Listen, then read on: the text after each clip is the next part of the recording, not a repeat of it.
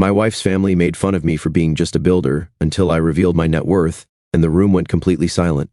I'm Alex, a 32-year-old man, and I've been married to my wife, Sophie, for 3 years. Our relationship has always been solid, but from the very start, I knew her family saw me as an outsider. They come from old money, the type of people who care about Ivy League degrees, country clubs, and corporate prestige. I, on the other hand, built my own business from the ground up. Financially, I've done well for myself, but to them, I was always the guy who didn't belong. The first time I met Sophie's parents, I could tell they had expected someone different. Her father, Richard, shook my hand like he was testing me, and her mother, Eleanor, gave me a polite but distant smile. They asked me about my background, and the second they realized I didn't come from wealth, their enthusiasm faded. Sophie later told me they had always hoped she'd end up with someone from their social circle, someone with an Ivy League education, a high-powered job in finance or law, and family connections that mattered. Over the years, I got used to their passive-aggressive comments, little remarks here and there about my humble roots or how lucky I was to have married into their family. At first, Sophie defended me, shutting them down whenever they overstepped, but her family would always brush it off as just jokes. Her older brother, Nathan, was the worst. An investment banker with an inflated ego, he never passed up a chance to undermine what I did for a living. I run my own business, something I built with years of hard work. It's successful, but because it's not a high-profile corporate job, they don't see it as real work. Every family gathering, the same routine played out. Nathan or Richard would make some offhand comment about the unpredictability of small businesses or joke that I must feel relieved to have married into money. Sophie would give me an apologetic look, and I'd bite my tongue, knowing that any pushback would just cause drama. Then came the dinner that changed everything.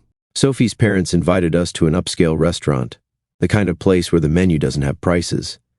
On the way there, Sophie gave me a warning. Her father was in a bad mood, and she suggested I ignore any rude comments. I knew what that meant, another night of them looking down on me while pretending it was all in good fun. The moment we arrived, I could tell the night was going to be a long one. They had arranged the seating so that Sophie and I weren't next to each other. Instead, I was placed beside one of her younger cousins, who immediately started asking condescending questions about my work. Then Richard made his usual joke, something about how I must be relieved to have financial stability now that I was part of their family. Nathan laughed, shaking his head like it was all so amusing. He leaned back in his chair and, in that smug voice of his, said that running a business wasn't the same as having a real career. He made a show of explaining how people like him had to answer to executives and shareholders, implying that my success was just luck. I glanced at Sophie. She looked uncomfortable but didn't say anything, not right away. She was always careful not to escalate things with her family. That was the moment I decided I was done biting my tongue. I leaned forward, locking eyes with Richard. I wasn't going to say anything, but since you brought it up, let's talk about money. The room went silent. You could hear the sound of glasses being placed down on the table. Richard's expression shifted ever so slightly, a flicker of uncertainty. Sophie gripped my arm, not in an aggressive way, but like she was trying to gauge where I was going with this. Eleanor straightened in her seat, her usual polite smile now frozen. I took my time, letting the tension settle before I continued. You talk about financial stability like I needed Sophie to support me, but let's be honest, who do you think has more money sitting in their account right now? Because I know exactly where I stand. Nathan scoffed, but I could see the hesitation in his eyes. Richard's fingers tightened around his wineglass. You work in finance, Nathan, I said, turning toward him. You love numbers, so let's do some numbers. My company? It pulled in over 7 figures last year. No bosses, no executives, just me, making decisions that actually pay off.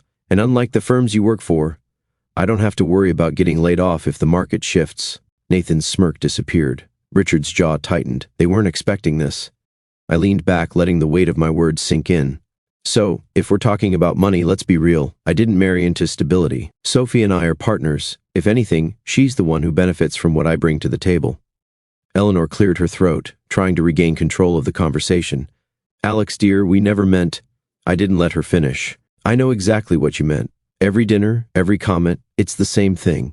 You don't respect what I do because it's not the kind of career you wanted for your daughter. But at the end of the day, it's not your approval that matters. I looked at Sophie then. She wasn't just sitting there anymore. She was nodding, her expression shifting into something I hadn't seen before at these dinners. She wasn't just tolerating the conversation, she was backing me up. Richard cleared his throat, reaching for his glass like he needed a second to think. Nathan looked like he wanted to argue but didn't know what to say. The whole table felt different now, and for the first time in years, I wasn't the one feeling out of place. They were.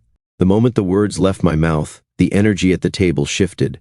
There was no more laughter, no more smug remarks, just silence, the kind that stretches uncomfortably, where everyone is waiting for someone else to speak first. Richard set his wine glass down carefully, his expression unreadable. Eleanor's polite smile twitched at the corners. Nathan leaned back in his chair, arms crossed, eyes narrowed, like he was trying to figure out if I was bluffing. I let them sit with it for a few seconds before continuing. I wasn't going to gloat, but I wasn't backing down either. I explained that I had been running my business for 6 years, steadily growing it until it was now pulling in multi-million-dollar revenue annually. Not just once, not just a lucky streak. Consistent numbers year after year. Someone at the other end of the table exhaled sharply. A cousin, maybe. I could hear whispers. Nathan was the first to react. His scoff cut through the silence. "But what do you actually have in assets?" His tone was sharp, dismissive, like he was trying to salvage what little ground he had left. I met his gaze without hesitation. Fully paid off properties, a diverse stock portfolio, no debt, more than enough liquidity to retire tomorrow if I wanted to. I didn't need to check to know that Sophie's mother had stiffened. I could feel the change in her posture from across the table. Richard, meanwhile, had gone quiet. That was how I knew the information had hit harder than he was willing to admit. Nathan, though, wasn't done. "Anyone can make money for a few years," he muttered. "It's about long-term sustainability." I shrugged. "Funny, considering my portfolio has outperformed yours consistently for the past 5 years that shut him up." He blinked at me, his jaw tightening. He knew I had access to financial reports, public information for someone in his position. If I was saying I had outperformed him, then I had checked the numbers. I wasn't guessing. Eleanor cleared her throat, trying to regain control of the conversation. "Well, dear, we've never been the type to judge people by their bank accounts." It was such a blatant lie that I didn't even bother responding. Instead, I leaned back in my chair, waiting. Sure enough, realization dawned on them a moment later. The years of condescending comments, the constant implication that I was lucky to have married Sophie, all of it had been built on the assumption that I was beneath them financially. And now, they couldn't take any of it back. The final blow came when I mentioned casually, like an afterthought, that one of my business ventures had indirectly contracted Richard's firm in the past, meaning he had, at some point, profited off my work without even knowing it. The whispers at the table grew louder. A younger cousin covered his mouth, clearly amused. Someone else stifled a laugh. Richard's fingers curled around his fork. He was still holding on to the hope of regaining control, but there was nothing left to say. No witty remark, no dismissive joke. The entire table had just watched the balance of power shift. While they wouldn't acknowledge it openly, the atmosphere had changed. The whispers wouldn't stop overnight, but the seed of doubt in their social hierarchy had been planted. Sophie had been quiet through most of it, but when I glanced at her, she wasn't uncomfortable anymore. She wasn't trying to diffuse the situation or change the subject. Instead, she was watching her father carefully, waiting to see what he would do next. He tried to move on, brought up a completely unrelated topic, something about a recent trip they had taken.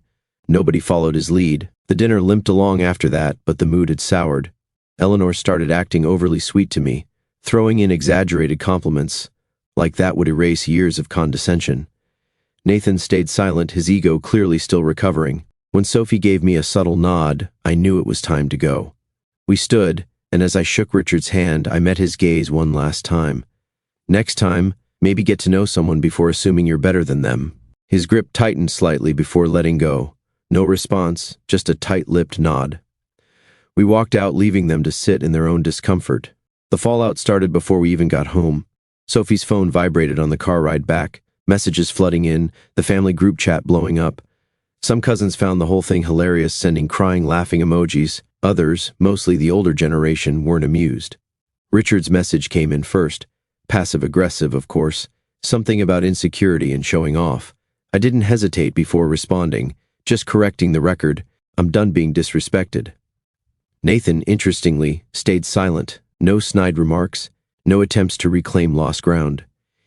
He had gone from the loudest in the room to completely absent from the conversation. Sophie's aunt, one I had barely spoken to before, sent a private message.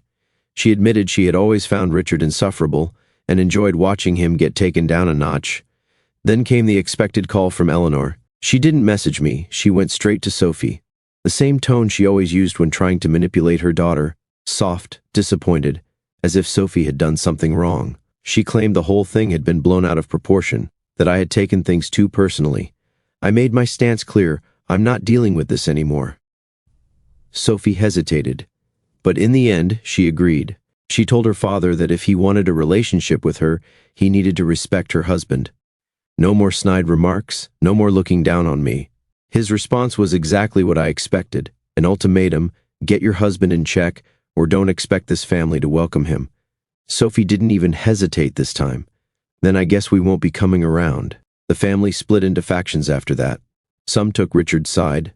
Others, especially the younger generation, openly sided with us. One of Sophie's younger cousins even reached out privately. "I misjudged you," was all they said. Days passed. The dust didn't settle. Then, out of nowhere, an invitation came in. Another family gathering. Clearly, an attempt to smooth things over, to put me back in my place. I made my decision before Sophie even asked. Unless they actually change, I don't see the point. And for the first time, she didn't argue. The car ride home was quiet. Sophie stared out the window, her fingers tapping lightly against her leg.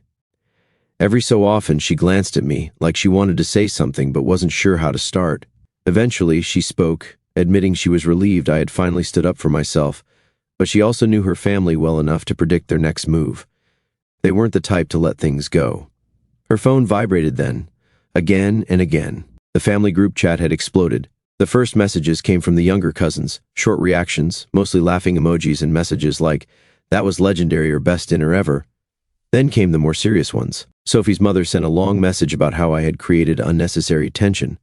Richard's was more direct, calling me insecure and accusing me of showing off. I took Sophie's phone and typed out a response before she could overthink it, just correcting the record.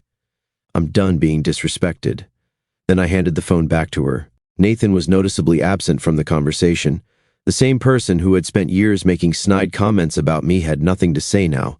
No weak comeback, no attempt to regain control of the narrative. He'd been humiliated in front of the entire family, and for the first time he had nothing to fall back on. Then, out of nowhere, a private message came in from Sophie's aunt. She had always been on the quieter side during family gatherings, never outright rude, but never going out of her way to be friendly either. Her message was short and to the point. "Honestly, I've been waiting for someone to put Richard in his place for years. Well done." Sophie barely had time to process that before her mother called. She didn't waste any time getting to the point. She started with the usual, acting like none of the past conversations had ever happened, pretending I had completely misread the situation. She insisted that Richard's remarks had never been meant to hurt me, that I had taken everything too personally. Sophie put the call on speaker. I let her talk, let her go through the usual script of rewriting history, downplaying the years of condescension, making it seem like I was the unreasonable one. When she finally stopped, I answered for Sophie. "I'm not dealing with this anymore." There was a pause, a shift in tone. Eleanor dropped the fake niceties. "If you keep creating division, this family is going to have problems." And there it was, the first real attempt at control. Sophie didn't flinch. "Then I guess we're going to have problems." The call ended shortly after that. No resolution, no fake pleasantries, just a quiet understanding that things weren't going back to how they used to be. The next message came from Richard, another attempt to reassert dominance. This time, it wasn't directed at me, it was aimed at Sophie. "If you want to keep the peace in this family, get your husband in check." I barely had time to read it before Sophie fired back. "If you want to keep a relationship with me, learn to respect my husband." Another long pause in the chat. Then the family division started. Some relatives jumped in immediately, siding with Richard, insisting that I had been out of line and that Sophie was being disrespectful for standing by me. Others, mostly the younger generation, openly defended us. One of Sophie's younger cousins even messaged me directly. "I misjudged you," was all they wrote. Days passed. The dust didn't settle. Then, out of nowhere, Sophie's mother extended an invitation to another family gathering. It wasn't phrased as an apology or an attempt to fix things, just a simple, "We're all getting together next weekend. You're both welcome to come." It was obvious what they were trying to do. They weren't sorry, they weren't acknowledging anything, they just wanted to pull us back in, to make us fall in line. I didn't even have to think about my response. Unless they actually change, I don't see the point. Sophie nodded. She didn't argue. And for the first time since marrying into this family, I knew things were never going back to how they used to be. A few days after the dinner, Sophie's mother called. Her voice was softer than usual, the same tone she used when trying to smooth things over without actually apologizing. She insisted that the family had never meant to be disrespectful, and that everything had been a misunderstanding. According to her, they had always appreciated my hard work, they just hadn't realized the full extent of my success. It was obvious what was happening. Now that they knew I wasn't just some middle-class nobody, they wanted to rewrite history. Suddenly, all the passive-aggressive comments, the condescending remarks, the outright dismissals, they were all just misconceptions. I didn't bother arguing. I let her talk, let her spin her version of events. When she finally paused, Sophie simply said, "We're busy," and ended the call. Meanwhile, Richard was taking a different approach. He wasn't trying to make peace. He was fuming. Sophie's cousin sent her screenshots from a private family chat. Messages from Richard complaining that I had shown off like a common salesman and humiliated him in front of his family. Nathan had jumped in, agreeing that I had lucked into money and didn't have the sophistication of old wealth. Then Nathan took it a step further. He posted a vague social media post about how real money is old money and how some people think wealth equals class. While he didn't name names, a few family members commented, clearly drawing connections to our earlier confrontation. The more they fumed about it, the more obvious it was that they were struggling to accept the truth. Then came the next move. Sophie's parents invited us to an exclusive charity gala, one of those high society events where attendance was just as much about status as it was about philanthropy. The message was clear. This was their attempt at a reset, a chance to publicly align themselves with me now that they understood my financial standing. Sophie didn't want to go. She knew her parents too well. But she also knew that if we didn't show up, they'd spin the story to make it seem like we were avoiding them because we were the ones being unreasonable. In the end, I agreed. Not to impress them, but to make sure they understood that they couldn't control the narrative anymore. The moment we arrived, the shift in behavior was obvious. The same family that had spent years dismissing me was now treating me like an asset. Richard introduced me to his business associates, calling me a brilliant entrepreneur. Eleanor spoke about my accomplishments like she had always been proud of me. Even Nathan forced a tight smile and a handshake, though his eyes told a different story. It didn't take long for Richard to slip back into his old habits. At one point, he clapped me on the shoulder, his voice just loud enough for others to hear. "You'll fit in if you keep this up." It was the same patronizing tone he had always used, like I was still earning my place, still proving myself worthy of standing in their world. I didn't take the bait. Instead, I let a small pause settle between us before casually mentioning that I was in talks to acquire a business, one that happened to directly compete with one of his closest associates. I didn't phrase it as a threat, just a fact. The reaction was instant. Eleanor quickly changed the subject, a nervous flicker crossing her face. Richard's posture stiffened just slightly before he recovered, his expression neutral but his jaw tight. Nathan, however, wasn't as composed. He scoffed, muttering something about how business owners get lucky breaks. The jealousy was practically radiating off him. I didn't respond. I didn't need to. The more he tried to tear me down, the more obvious it became that he was the one struggling with his own place in the family hierarchy now. As we left, I shook Richard's hand. It's interesting how things change when the right people start paying attention. His forced smile barely held. He knew exactly what I meant. A week after the gala, Sophie's parents reached out again. This time, the message was different. Instead of their usual passive-aggressive comments or thinly veiled superiority, they spoke about moving forward as a family. Richard even used the phrase starting fresh. It was an obvious shift in tone, too sudden, too deliberate. Sophie didn't trust it, and neither did I. There was no way they had changed overnight. They had spent years treating me like I didn't belong, then weeks scrambling after realizing they had underestimated me. Now, all of a sudden, they wanted to embrace me as family. It wasn't an apology, it was a strategy. Then came the next move. Nathan invited me to a golf event with his friends. No explanation, no fake pleasantries, just a direct invitation. It didn't take much to figure out what was happening. Nathan had never shown any interest in spending time with me before, but now that his family saw me as someone with financial influence, he wanted me in his circle. Maybe he thought I could introduce him to useful connections. Maybe he was trying to secure his own footing after the humiliation at dinner. Either way, I declined. That same evening, Richard called Sophie. He didn't ask about the golf event. He didn't even mention it. Instead, he told her that family support goes both ways, and that if I truly wanted to be part of the family, I should consider integrating into their world. It was worded carefully, but the meaning was clear. This wasn't about family, it was about control. In his mind, being accepted by them meant playing by their rules.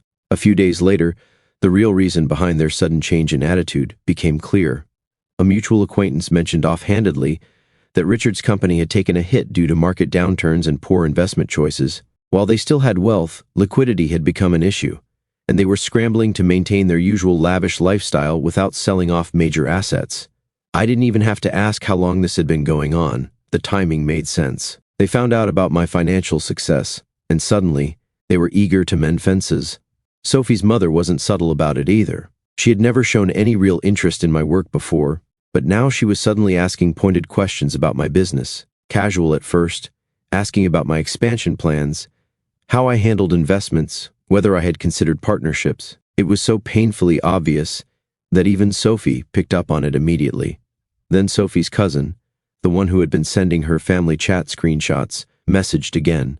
Apparently, Richard had started limiting discussions to a tighter group after suspecting a leak, but the cousin still had access to enough information to know things were spiraling. This time, it was even more revealing. According to them, Richard and Eleanor had already started discussing alternative financial solutions behind closed doors. They hadn't outright admitted they were struggling, but it was clear they were preparing for the possibility of needing outside help. And based on their recent behavior, it was obvious who they had in mind. Sophie didn't say much when she read the message. She didn't have to. For years, she had told herself that her parents' behavior was just a result of their upbringing, that they didn't mean harm. But now, she was seeing the truth. This wasn't about acceptance, it was about leverage. They didn't respect me, and they never would. But they did respect my money. Then came the final move.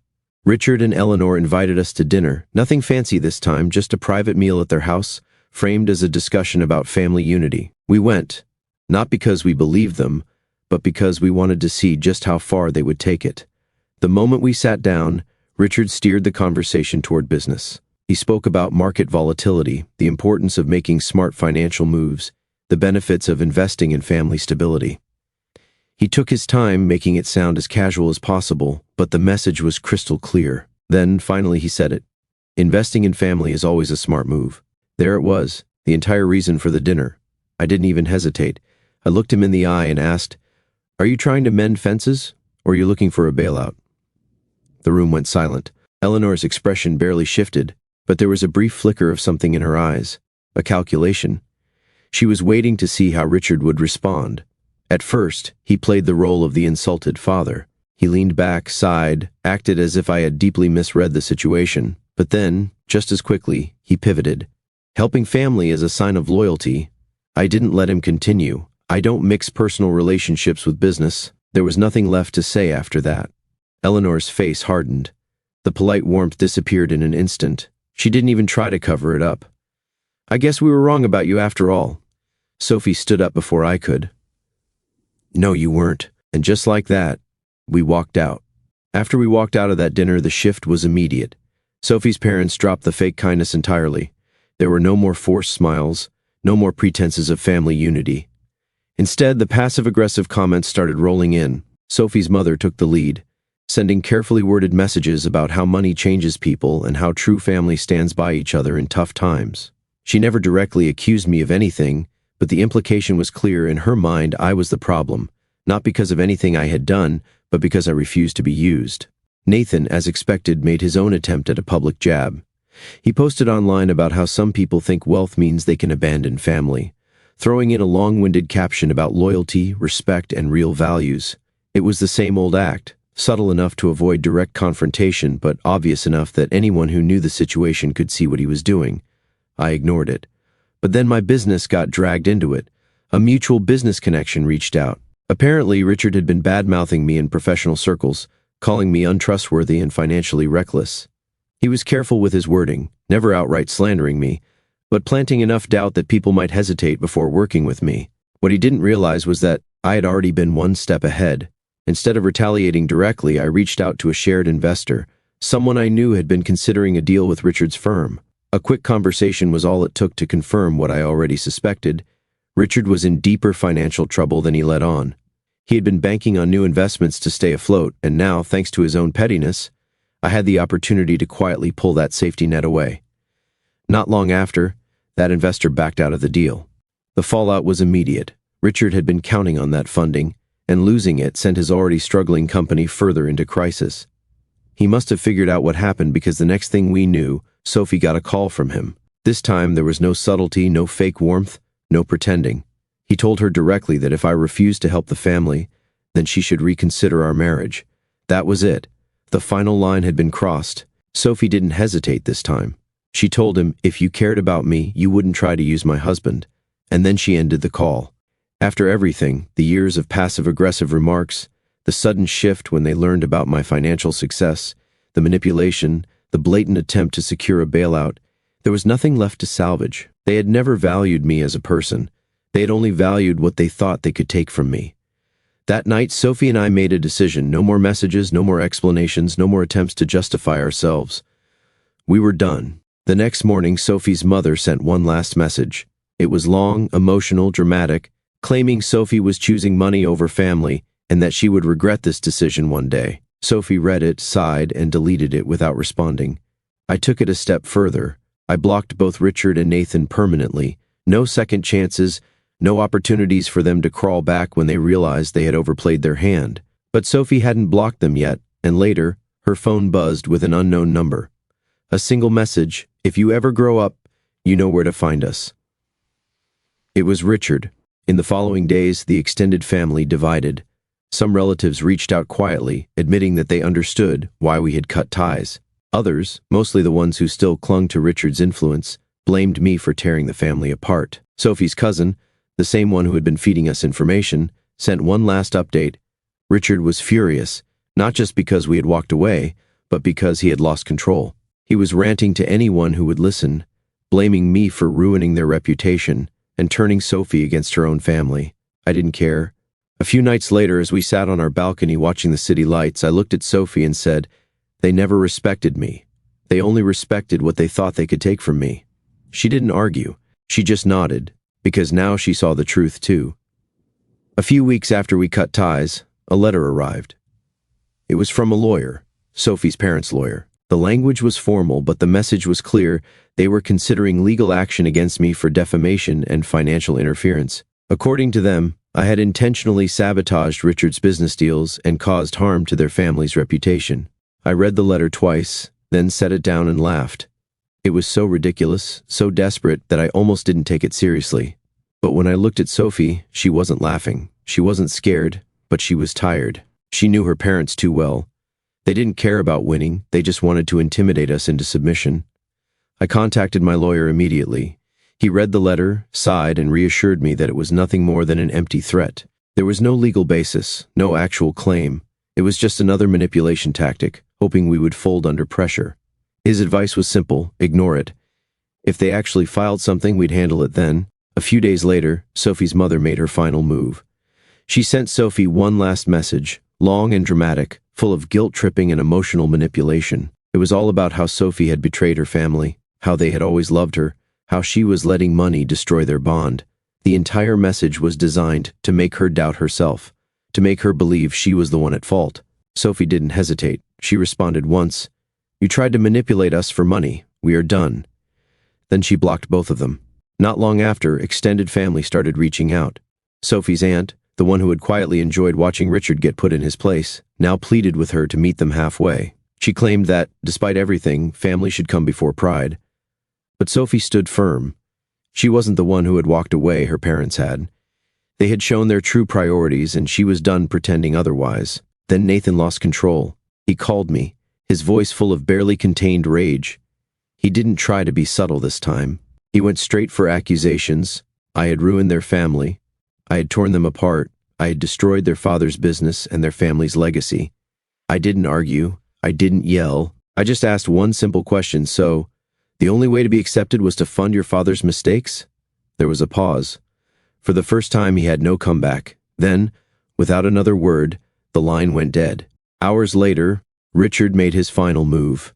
He posted online a long, bitter rant about how children today have no sense of family values, how the younger generation turns its back on tradition, He didn't name us, but it was obvious who he was talking about. He wanted sympathy.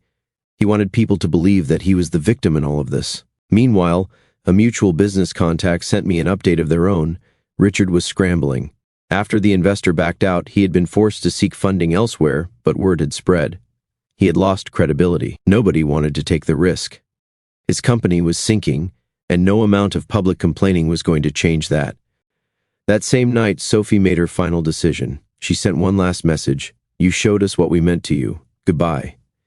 Then she blocked them permanently, and just like that, it was over. For the first time in years, there was no more noise, no more manipulation, no more feeling like we had to prove ourselves to people who never truly valued us. We were finally free.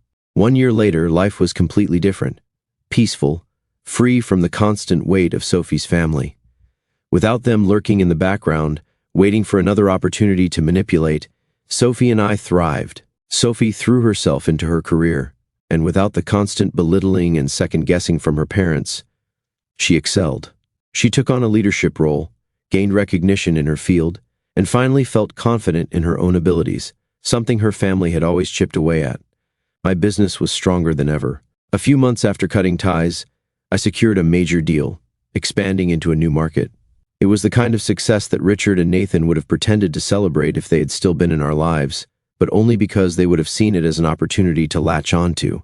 Now, it was just mine, no strings attached. Then, out of nowhere, news of her family resurfaced. A distant relative, one of the few who had remained neutral throughout everything, casually mentioned that Richard's business was on the verge of collapse. It wasn't surprising. Losing investors had been the first blow, but apparently, things had only gotten worse since then. Bad decisions, desperate attempts to secure funding, and a damaged reputation had all caught up to him. Nathan wasn't doing much better. The same brother who had spent years mocking me for being a business owner, the one who had insisted real wealth came from corporate jobs, had lost his. His firm downsized, and he was one of the many let go. According to the relative, he was struggling to find a new position. Turns out, his last name and arrogance weren't enough to carry him. Then Sophie's mother made her final move, an email, long, emotional, filled with dramatic wording. It was the same act she had always put on, but this time, it wasn't just guilt, it was desperation. They were in financial ruin. She wanted to move past everything and start over as a family.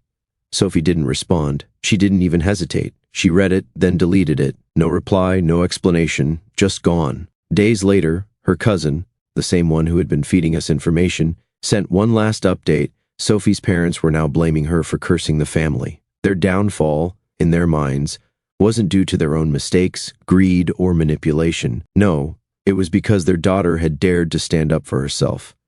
Then something even more unexpected happened, a wedding invitation from Nathan. At first it made no sense. After everything, why would he invite us? But then Sophie found out the real reason. His fiancée had insisted on it, unaware of the full extent of the family drama. It was clear Nathan hadn't been thrilled about it, but he likely agreed to keep up appearances. She had no idea what had actually happened, just that Nathan's side of the family had lost touch with Sophie and that it would be nice to bring everyone together again. I didn't even have to think about it. We're not going. Sophie didn't argue. She agreed instantly. We were done playing their game.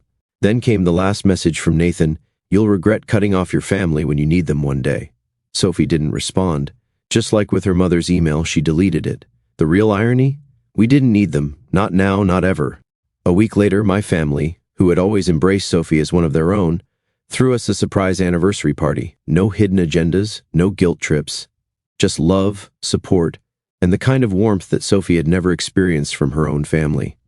She looked around the room, taking it all in, and then, softly, she said, "They never really loved me. They just saw me as an extension of their status." She wasn't sad when she said it. She was just free. A notification popped up on Sophie's phone. At first, she ignored it, assuming it was nothing important, but then she saw the subject line. Her father had reached out to some private contacts, subtly hinting that financial assistance would be appreciated. While he didn't outright beg, it was clear he was hoping someone would step in to help. Some extended relatives quietly distanced themselves, realizing that the old money image was starting to crack.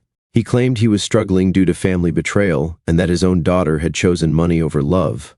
The fundraiser had already been shared among extended family.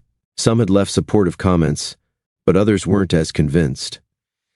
People started questioning how someone from old money could suddenly need financial assistance. The cracks in their carefully constructed image were starting to show. Then Sophie saw Nathan's name in the comments. He wasn't just supporting the fundraiser, he was actively blaming her.